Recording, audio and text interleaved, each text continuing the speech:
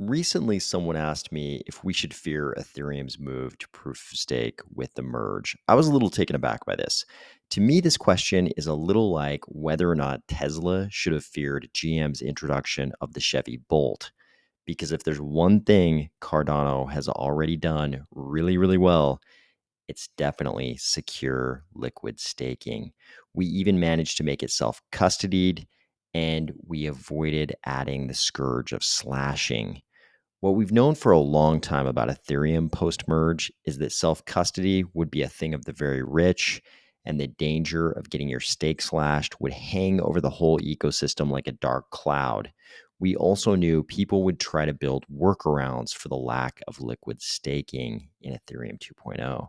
What's only becoming clear now is that those workarounds would create unintended ripple effects that even the developers at the protocol level of Ethereum wouldn't be able to control. It turns out that what Cardano has already achieved is a very hard task indeed. Ready? Yeehaw! Let's go!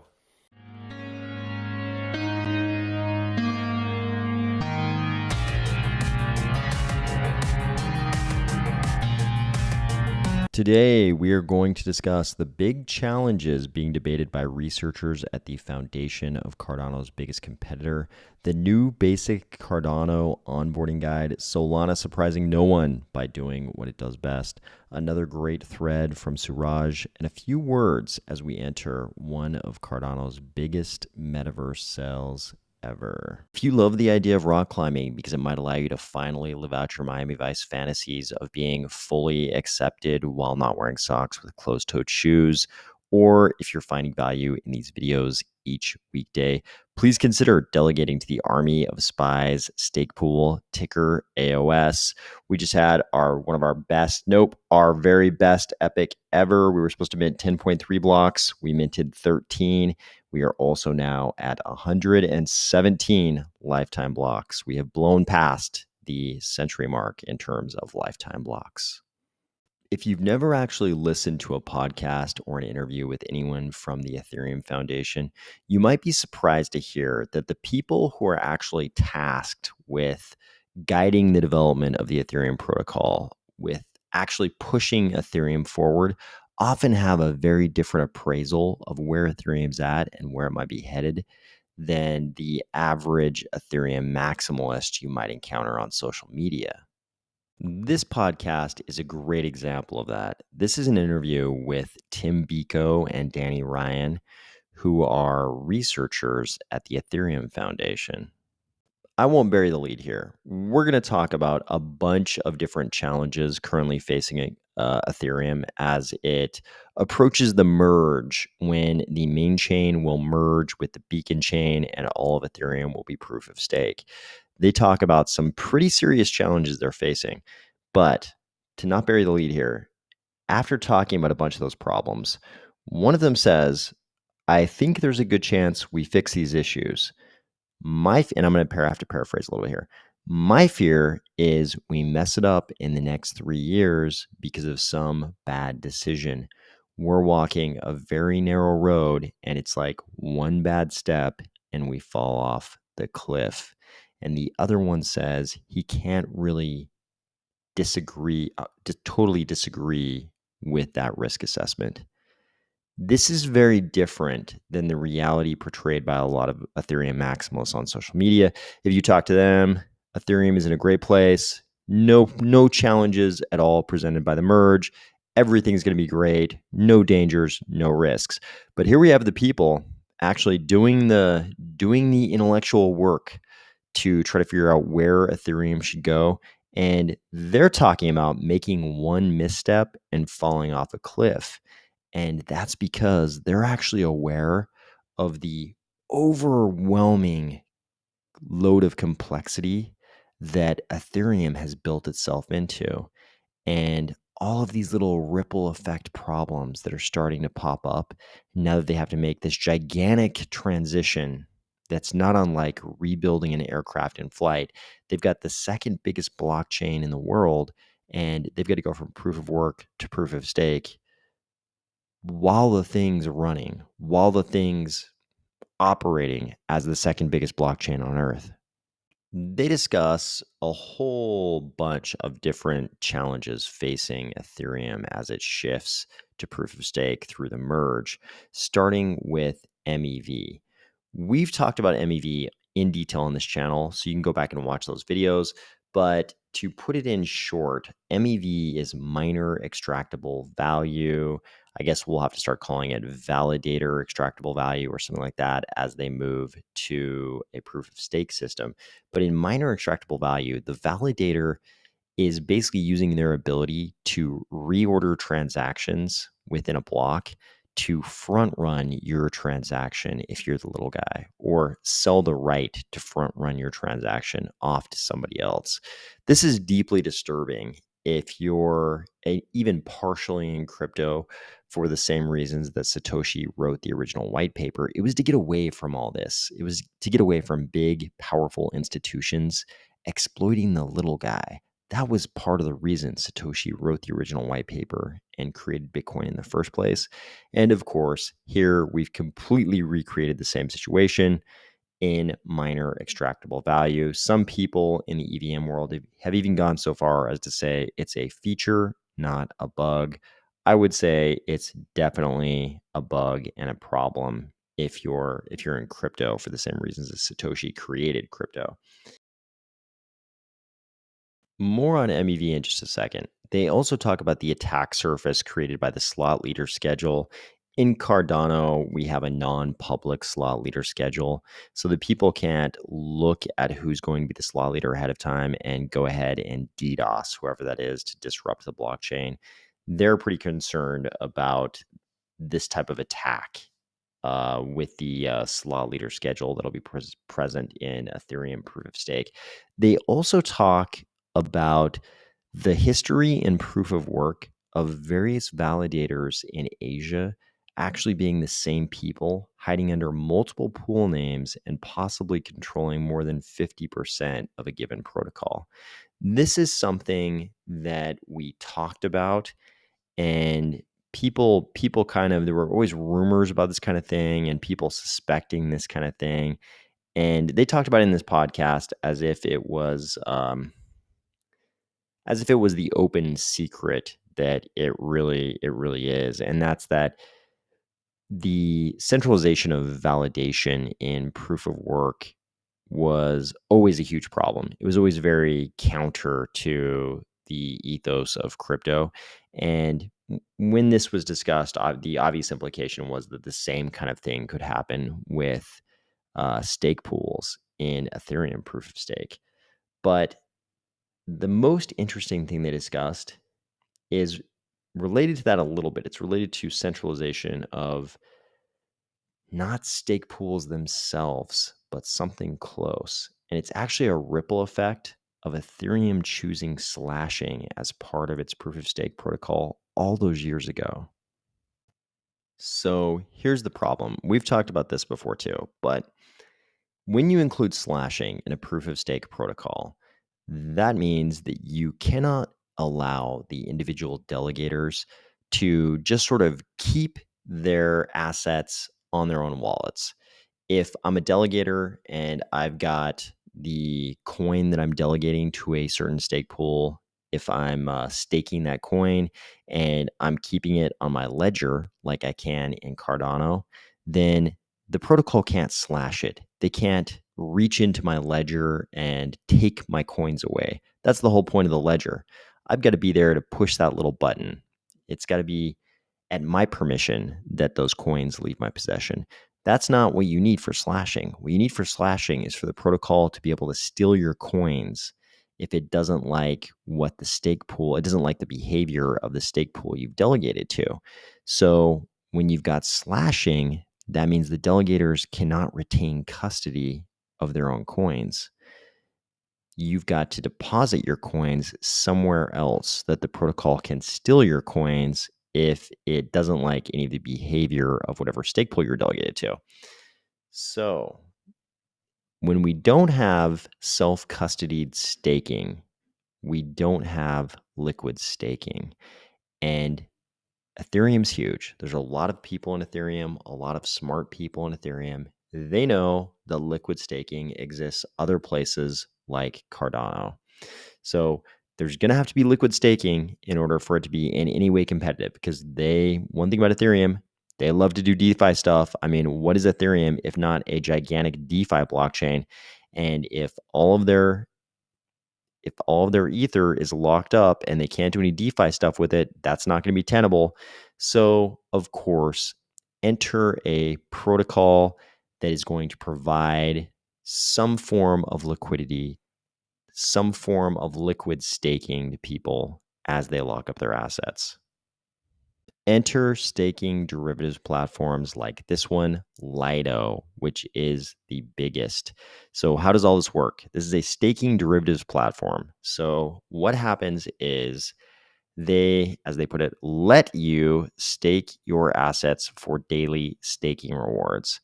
And then when you have staked with them, you mint staked tokens. These are tokens of Lidos, which are pegged 1-to-1 to your initial stake.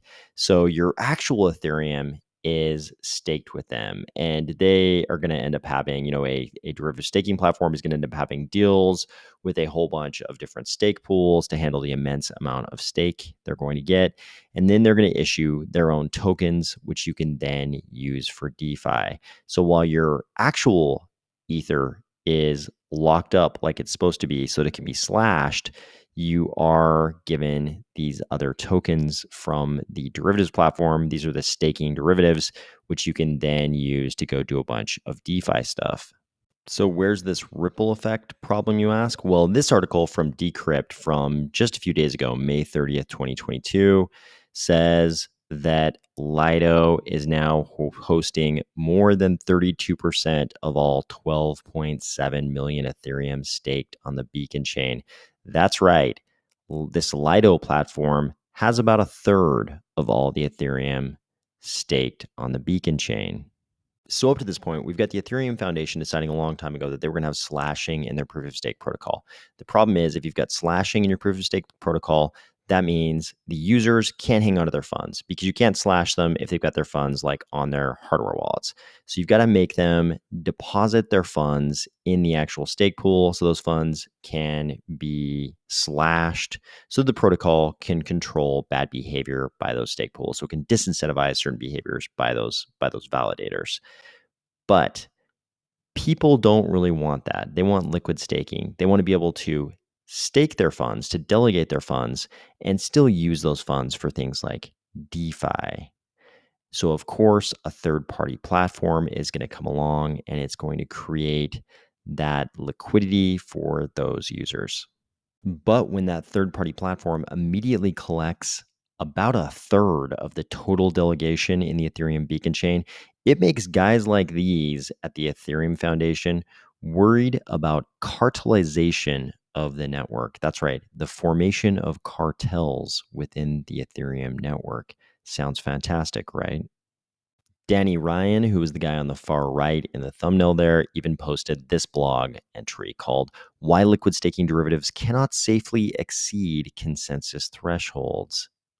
If we click over here to his article, he says liquid staking derivatives such as Lido and similar protocols are a stratum for cartelization and induce significant risks to the Ethereum protocol and to the associated pooled capital when exceeding critical consensus thresholds. We'll talk about those in just a second. Capital allocators should be aware of the risks. He says, in the extreme, if an LSD protocol, that's liquid staking derivative protocol, exceeds critical consensus thresholds, such as 1/3, 1/2, and 2/3. Remember, we just said they're pretty much already at 1/3. The staking derivative can achieve outsized profits compared to non-pooled capital due to coordinated minor extractable value extraction, block timing manipulation, and/or censorship, the cartelization of block space. Doesn't that sound fantastic? Now it's not just minor extractable value, which was terrible to begin with. Now we've got coordinated minor extractable value extraction, block timing manipulation, and/or censorship by a coordinated cartel. Down below here, he says cartelization, abusive MEV extraction, censorship, etc., are all threats to the Ethereum protocol. Pooling of capital into this stratum for cartelization puts not only the Ethereum protocol at risk, but in turn, the pooled capital. These may seem like tail risks that are hard to take seriously or that might never happen. But if we've learned anything in crypto, it's if it can be exploited or has some unlikely critical edge case, then it will be exploited or collapse much sooner than you think. Time and time again in this open and dynamic setting, brittle systems collapse and vulnerable systems are exploited for both fun and profit. Sounds fantastic, right? So, for those of you who think that the Ethereum merge to proof of stake is going to be super smooth sailing, it looks like we can safely say that the people at the Ethereum Foundation may have differing opinions on that. There is now a basic Cardano onboarding guide at essentialcardano.io, and it pretty much has all the kinds of explanations and articles and links you would need if you're brand new to Cardano. I think this will be very useful for those of us who occasionally run into people who are sort of encountering Cardano for the first time and want to learn about it. IOHK is also trying to solicit the community's help to make this basic onboarding document even better. So feel free to suggest any improvements you can, and I hope we'll end up with a fantastic document to help onboard new users to Cardano, of which I think there might be many this year and next. Our friends over at Solana are nothing if not consistent. They have surprised no one yet again by having another outage.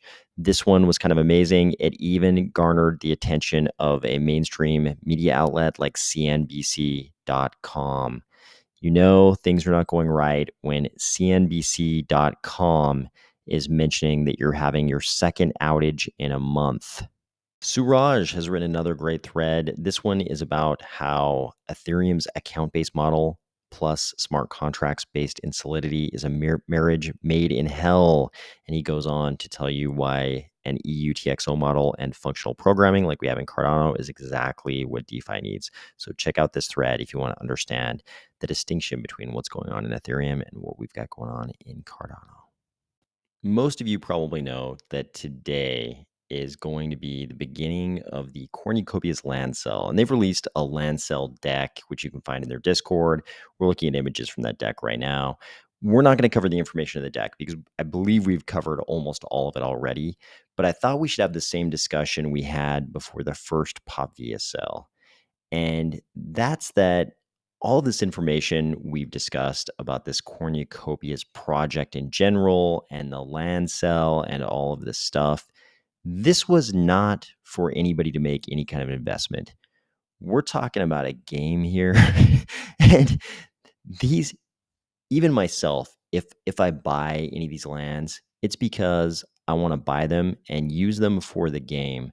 I have absolutely no expectation of ever selling any of these parcels if I even buy any of them. If I buy any of them, I'll probably just keep them forever because I want to use them to play the game.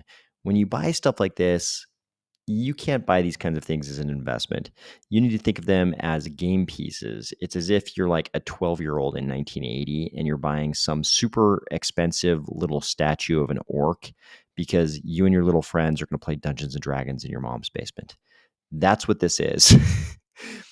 The bottom could easily fall out of any of these metaverse land parcel markets. You shouldn't be spending your life savings or even any amount of money you would ever care about on these kinds of land parcels in these Cardano metaverses. That's not why I provided any of this information to you. I provided this information because I personally think this game will be fun to play.